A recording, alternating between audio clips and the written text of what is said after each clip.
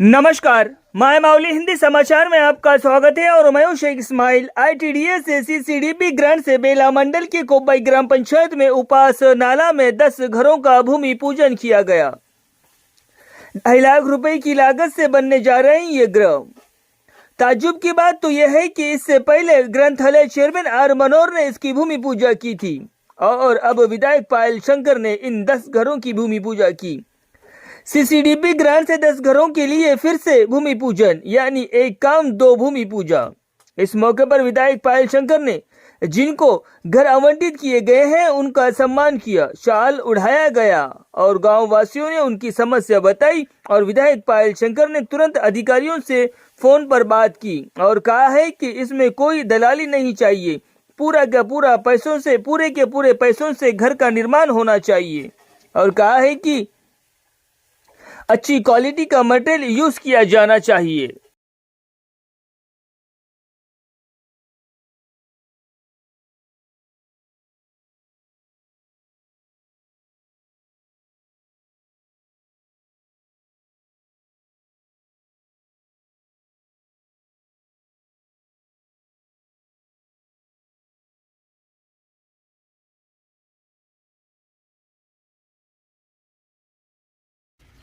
हमको घर कब आएगा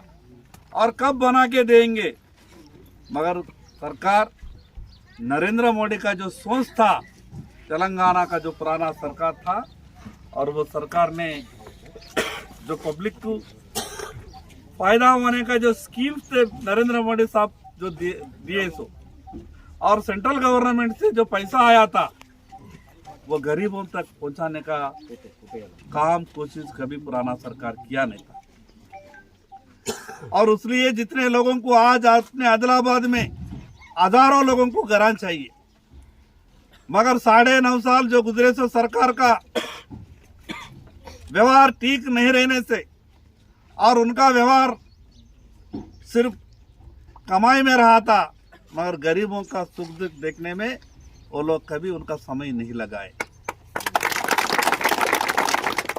आज झोपड़े में लोग जी रहे,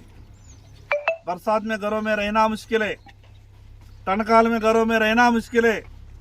बच्चों के साथ कितना तकलीफ उठाए लोग। मैं खुद हर इलेक्शन में मैं हर घर घर वोट के लिए जब घुमा था,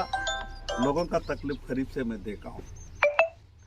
और ये उपास नाला से सभी आदिलाबाद लोगों को बोलना चाह रहा हूँ, नरेंद्र मोदी साहब के जितने भी स्कीम्स आएंगे दिल्ली से और यहाँ का तेलंगाना का सरकार से मिलके, हर फायदा नरेंद्र मोदी साहब का जो स्कीम्स है हर गांव में अपने को आगे चल के उसको इम्प्लीमेंट करना है। और सभी बेनिफिशियरों के तरफ से, मेरे तरफ से पूरे ऑफिसरों को मैं रिक्वेस्ट कर रहा हूं, जितना जल्दी हो सकता है उतना जल्दी इनके जरा कंप्लीट करो और बीच में कोई दलाल को नहीं रखना है,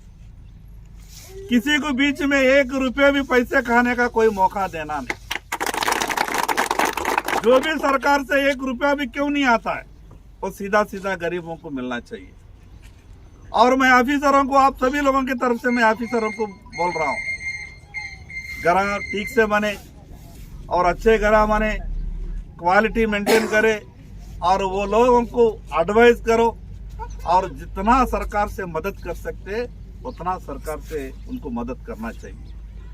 और दूसरी बात, परा संदीप जी बोल रहे थे,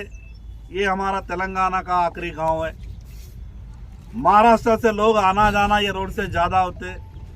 तो लोगों को ये दिखना चाहिए 10 साल के बाद यहाँ पे तेलंगाना में और आदिलाबाद में खासकर विकास हो रहा है। मैं तो बोल रहा हूँ यहाँ बॉर्डर पे नहीं, हर गांव में ऐसा विकास होना चाहिए। इसके लिए अपने तरफ से सभी तरीके से ताकत लगाएंगे और मोदी साहब भी ये महीने आखिरी मंथ एंडिंग में आदिलाबाद आने वाले हैं। और मैं सभी आदिलाबाद के लोगों की तरफ से मोदी साहब को मैं और रिक्वेस्ट करने वाला हूँ, जिनको भी घर नहीं है आदिलाबाद में, सभी लोगों को घर मिले जैसा मैं मोदी साहब को भी रिक्वेस्ट करने वाला हूँ। और साथ ही साथ यहाँ का सरकार का भी अपने को सपोर्ट चाहिए। और परसों मैं असेंबली में भी अपने चीफ मिनिस्टर साहब को, मुख्यमंत्री साहब को मैंने बताया, जैसा तुम लोग दिल्ली से सपोर्ट लेके तेलंगाना का डेवलपमेंट करना चाह रहे, और जैसा दिल्ली से तुम पैसा मांगना चाह रहे, मोदी साहब के पास से जैसा डेवलपमेंट के लिए तुम जाना आना, पैसा लेके आना, ये सब जो कोशिश है वो बहुत ही अच्छा काम है।